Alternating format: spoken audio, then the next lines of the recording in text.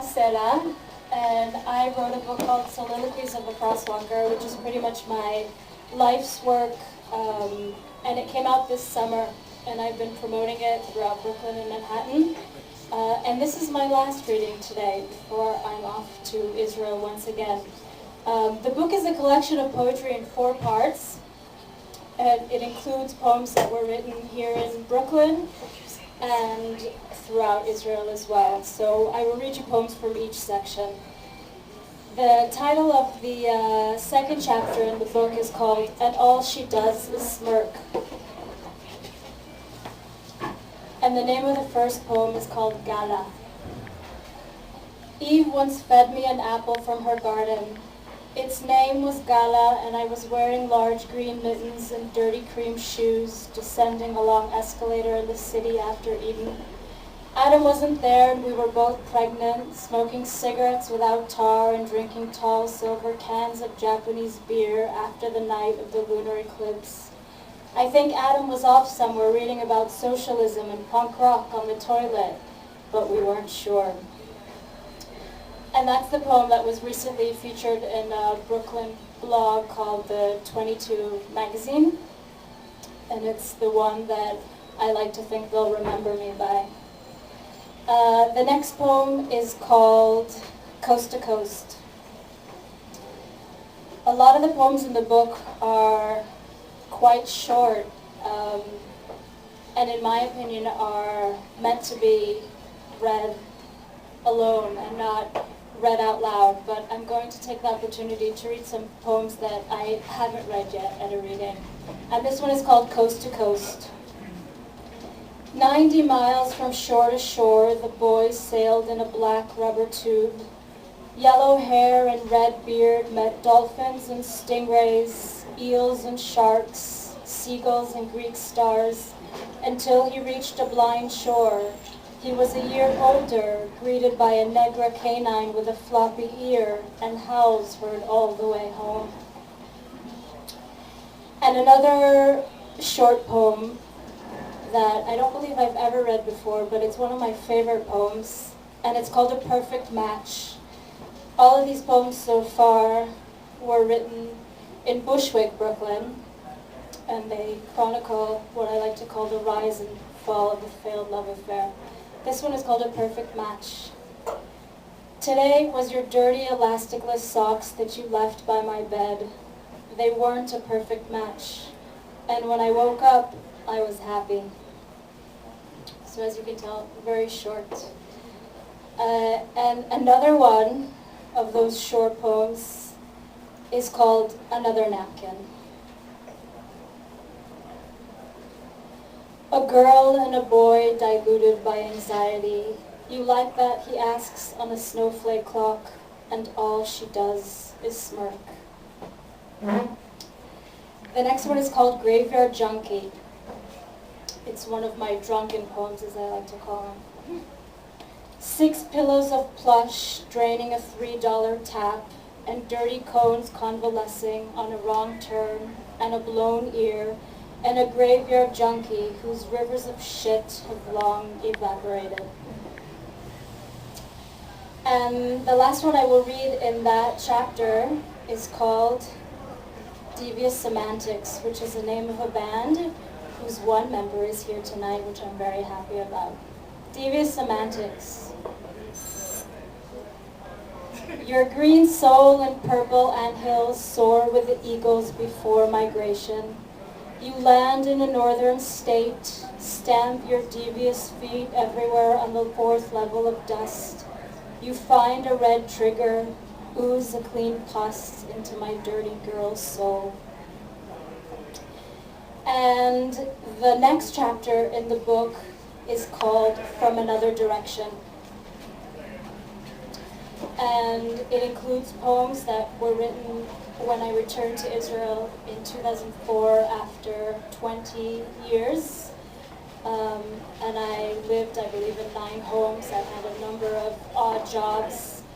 And I didn't think I was doing that much writing, but when I actually sat down to assemble the poems, I realized I had quite a number. So the first one is called Cats at the Holiday Village.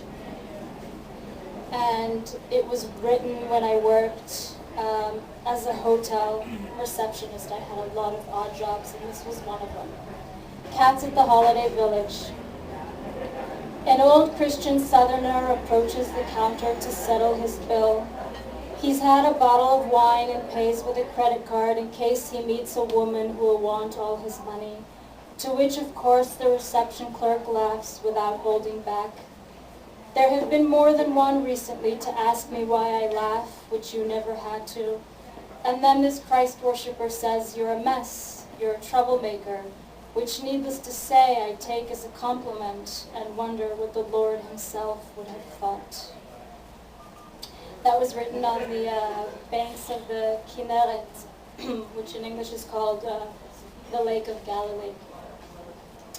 And the next one was written in a small town on the border with Lebanon called Dovev, where I lived for probably a year and worked as a high school English teacher, which is a job that lasted about 3 months. And it's called Monday. There's some dill in this time.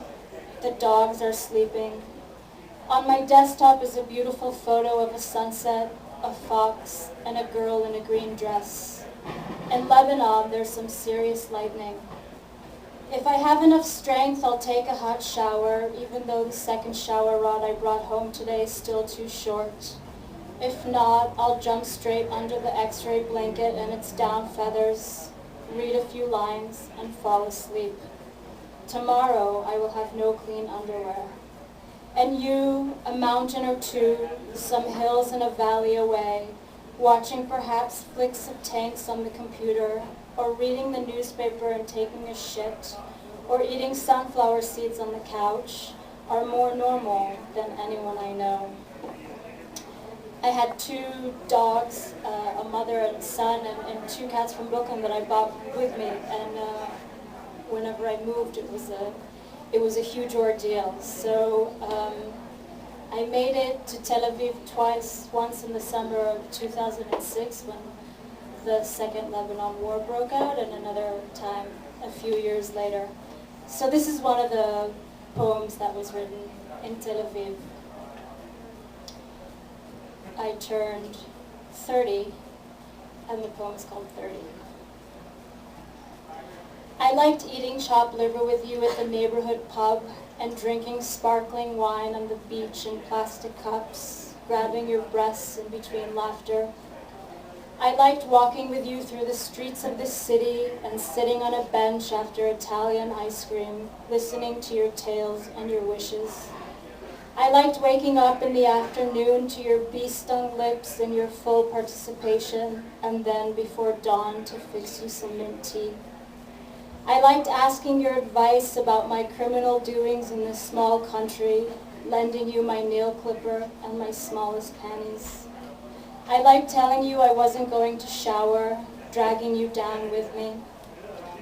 And then there was another bottle of bubbles and some cured meat, and another night, and by morning, another missed school day. It may have even been appropriate that at 30, I wasn't doing lines of coke in some bathroom, but who knows? The next poem was also written during that same stage in Tel Aviv, and it's called Soliloquies of a Crosswalker, just like the book. The title, when I was putting the poems together, I had a difficult time finding a title that wasn't easy for me. But I eventually chose a title after this poem, and it originally was a short story, and the poem had an appearance in the short story, and that eventually became the title of the book. Soliloquies of a Crosswalker. There is a heat wave today, and it makes my thoughts even more unsteady. And from the look of me, one can tell I've had some action, so that the desperation is off for just a bit, and the meaningless storytelling on pause. And I am a bit high with the notion that perhaps, for a moment, I belong to the human race. I'll read you a few of the older poems